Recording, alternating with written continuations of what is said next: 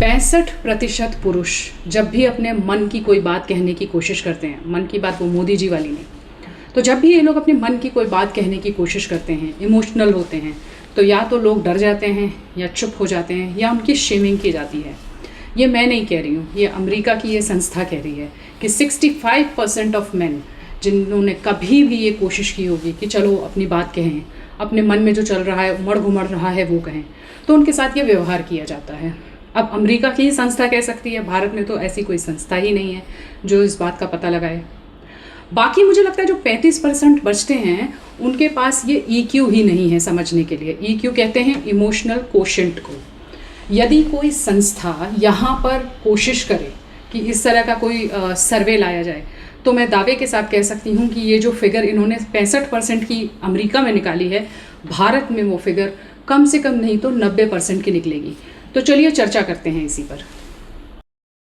आप में से बहुत सारे लोग ये सवाल पूछ सकते हैं कि EQ क्या होता है, इमोशनल कोशेंट जो मैंने बोला वो क्या होता है।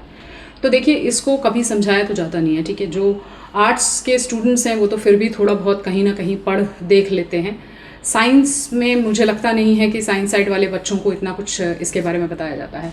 तो इमोशनल कोशेंट जो होता है वो आपकी एक एबिलिटी होती है कि कैसे आप जो है बातों को समझते हैं, कैसे अपने आने वाले इमोशंस, चाहे वो नाराज़गी हो, चाहे वो शोक हो, ठीक है, इन सारे इमोशंस जो आपके अंदर आ रहे हैं उनको आप व्यक्त कैसे करेंगे, समझेंगे कैसे कि अच्छा अभी तो गुस्सा आ रहा है, अभी तो ये हो रहा है। तभी बहुत सारी घटनाएं आप देखते हैं कि छोटी सी बात हुई और मार दिया, छोटी सी बात हुई थप्पड़ मार दिया रास्ते में, रोड रेज का केस हो गया। अभी आपने देखा था कि बैंगलोर के वो दंपति थे, उन्होंने टक्कर मार दी थी डिलीवरी वाले को। तो ये सब वो लोग हैं जिनको इमोशनल कोशेंट जिनका बहुत वीक है, उनको नहीं समझ में आ रहा है कि गुस्सा किस बात पे आ रहा है और वो कहाँ पे निकाल रहे हैं।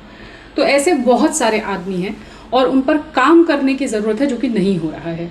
जैसा कि मैं बार बार कहती हूँ कि स्त्रियों के विषय में फिर भी हो रहा है, क्योंकि बहुत सारे संस्थान हैं जो इस पर काम कर रहे हैं।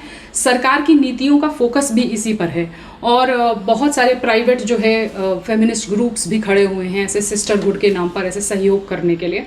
तो उनको फिर भी व्यक्त करने का मौका तो मिलता है और उनका थोड़ा हायर होता भी है। अभी की स्त्रियों की बात मैं नहीं कर रही हूँ, क्योंकि वो पुरुषों के बराबर आने की कोशिश कर रही हूँ, तो उनका भी वही हाल हो रहा है। तो इमोशनल कोशेंट डेवलप करना बहुत ज़्यादा ज़रूरी है, ताकि आप ये समझ पाएँ कि ये जो भाव आ रहा है ये क्यों आ रहा है और ये कहाँ से आया एक्चुअली। ऐसा तो नहीं है कि मुझसे रात में कुछ जो है मैंने दरवाज़ा खोलने की कोशिश की थी और वो कुछ फंस रहा था, गुस्सा वहाँ का था, या वो वहाँ का भी गुस्सा नहीं था, बॉस का गुस्सा था या कहीं और का गुस्सा था। तो इस बात को समझ लेने पर आपकी बहुत सारी चीज़ें लाइफ में मैनेज हो जाती हैं। अच्छा, ये जो इमोशनल कोशेंट की मैंने बात की, ये कोई हाई फंडा, कुछ आधुनिक काल की कोई बात है?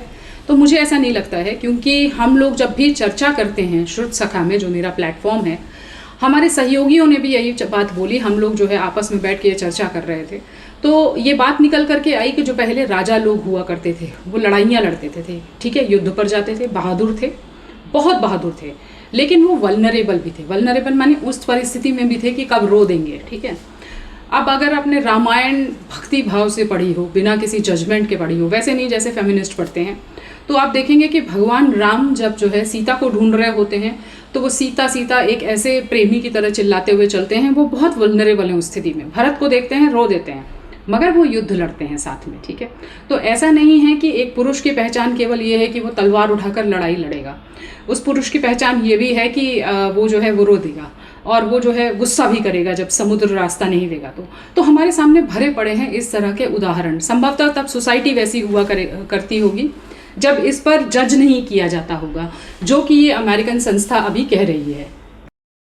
एक बात जो मेरे सहयोगी अभिषेक ने मुझसे कही और मुझे बहुत सही लगी वो बात, कि अब जो है वो जो इमोशनल कोशिएंट है वो इतना बुरी तरह से गिर चुका है कि जो कायरता होती है, जहाँ पर आप भाग खड़े होते हो, चीज़ों से छोड़ देते हो, उसको ऐसे बोल्ड माना जाता है, उसको बहादुरी की तरह प्रेजेंट किया जाने लगा है और उसको ऐसा माना जाता है कि हाँ ठीक है ना, हो गया तो क्या हुआ। और मैं एक और कोट पढ़ रही थी जो कि मुझे लगा कि रिलेटेबल है, कि वो चीज़ें जिन पर हम सबको शर्म होनी चाहिए थी, उन सबको घमंड की तरह पेश किया जाता है कि हाँ तो मैंने कर दिया, क्या हो गया। तो इस तरह का जब एक सोसाइटी बन जाती है, तब हमको एक जो है वो उस पुराने कॉन्सेप्ट को या उस पुराने कॉन्सेप्ट को एक नए रूप में सामने लाने की ज़रूरत है। इसी वजह से मैंने जो प्लेटफॉर्म बनाया है उसका नाम है श्रुत सखा। श्रुत अर्थात सुनने वाला, सखा अर्थात फ्रेंड। तो एक ऐसा दोस्त जो आपकी बात, जो ऐसा सखा मित्र जो आपकी बात सुन सके बिना जजमेंट के, बिना शेमिंग के, बिना डरे। तो हम आपकी बात सुनने के लिए हैं वहाँ पर। वेबसाइट का मैं एड्रेस दे रही हूँ यहाँ पर, फ़ोन नंबर भी दे रही हूँ। कृपया उस पर केवल मैसेज करके पहले समय लें, तब आप हमसे बात कर सकते हैं। क्योंकि ये इम्पॉर्टेंट हो गया है अब कि हम अपनी बात कहीं ना कहीं जाकर कह सकें। भले ही हम जो है एक ऐसी पोजीशन में हो जिसका कोई सॉल्यूशन नहीं निकलेगा, मगर कह देने से बहुत सारी चीज़ें हल्की हो जाती हैं। ऐसा तो आप भी मानते होंगे। तो इस मुद्दे पर ऐसे और बहुत सारी चर्चाओं के लिए हम मिलते रहेंगे। नमस्कार।